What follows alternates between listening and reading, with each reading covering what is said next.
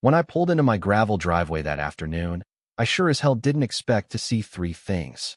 First, an official-looking sign hammered right into the dirt out front, reading Property of Cedar Hollow HOA.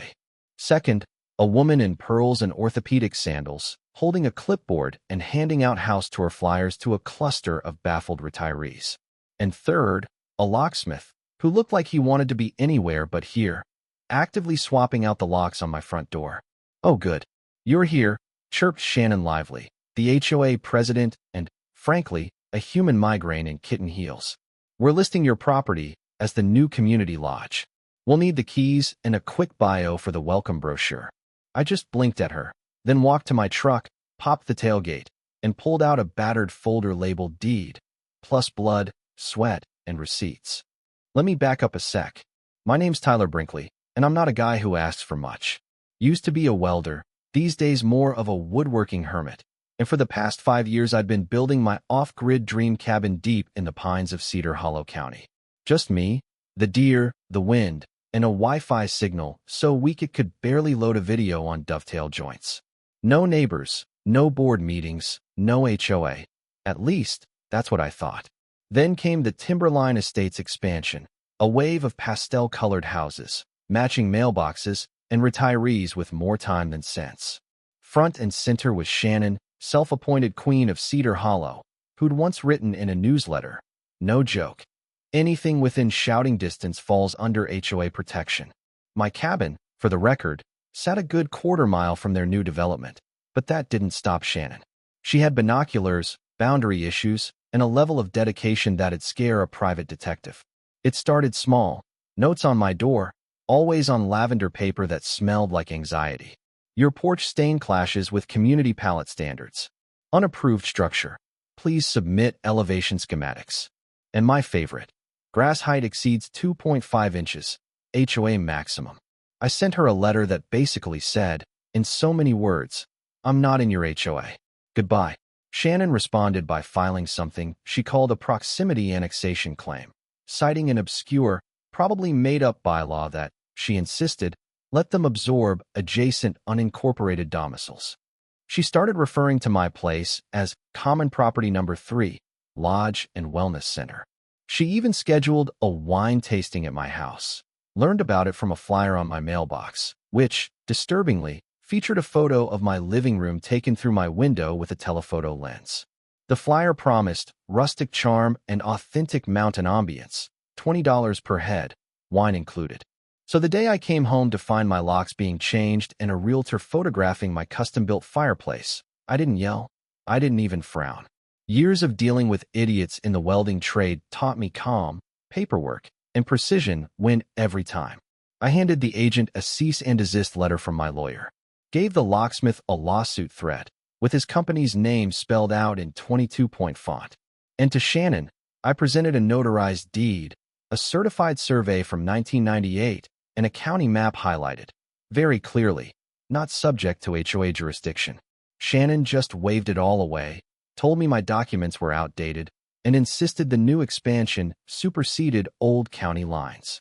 Then she called the sheriff, right in front of me, saying there was a hostile non-resident refusing to vacate community property. Now, the sheriff showed up in 15 minutes flat, which is fast out here. Deputy Morrison, a guy I went to high school with, gave the documents a long, heavy look. "Ma'am, this is a cabin, not a community rec center. You need to step off this man's property."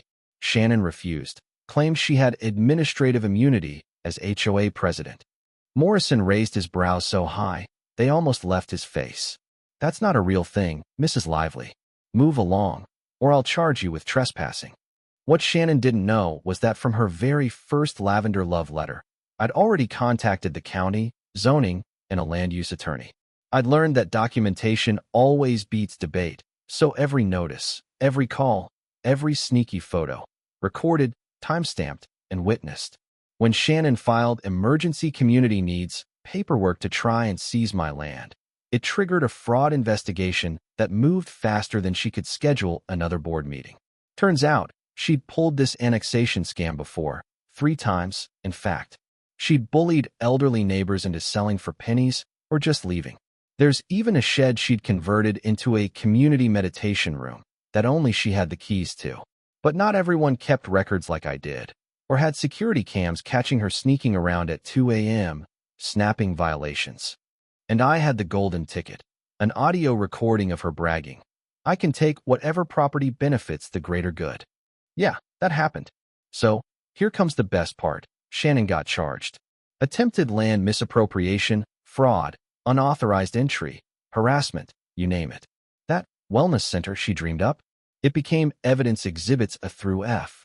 The day of her hearing, the courthouse was packed. Half the HOA there, some rooting for her, most just hungry for a show. Shannon wore her best pearls and a blazer that screamed, "I demand to speak to your manager." Her lawyer, this poor guy who looked like he wanted to disappear, actually argued that by allowing my cabin to be visible from the HOA's shared Vista Trail, I'd voluntarily integrated my property. His actual words were, "If you can see it, you can seize it, Your Honor. It's a matter of aesthetic domain." The judge, Patricia Holbrook, a woman you do not want to play poker with, took off her glasses, wiped them real slow, then said, "Counselor, this isn't colonial Spain. We don't operate on the doctrine of discovery here." The room just lost it. Even Shannon's board members couldn't keep a straight face. The evidence was brutal. Security footage of Shannon trespassing, forensic accounting showing she'd already spent the projected lodge profits on a new massage chair for her office, labeled presidential stress relief equipment. She'd printed out membership cards for my cabin, signed by herself, months in advance. Then came the emails. In one, to another board member, she wrote, "I plan to legally steal Tyler's cabin. It'll bump everyone's property values." You could practically feel the temperature in the courtroom drop. The judge didn't waste time. Fined her $75,000, $50,000 to me, $25,000 to the county. Ordered Shannon to personally pay for and replace my locks, then hand me the new keys, supervised by an officer. But the cherry on top? She had to publish a full-page apology in the HOA newsletter and on the HOA website for 6 months straight. That night, the board called an emergency meeting. The rec center was jammed. Neighbors who'd suffered under Shannon for years, finally smelling blood in the water. They voted her out, unanimously. Even her own husband, yeah, he's on the board, stood up and said, "Been telling her for years to cut this out. Maybe now she'll listen."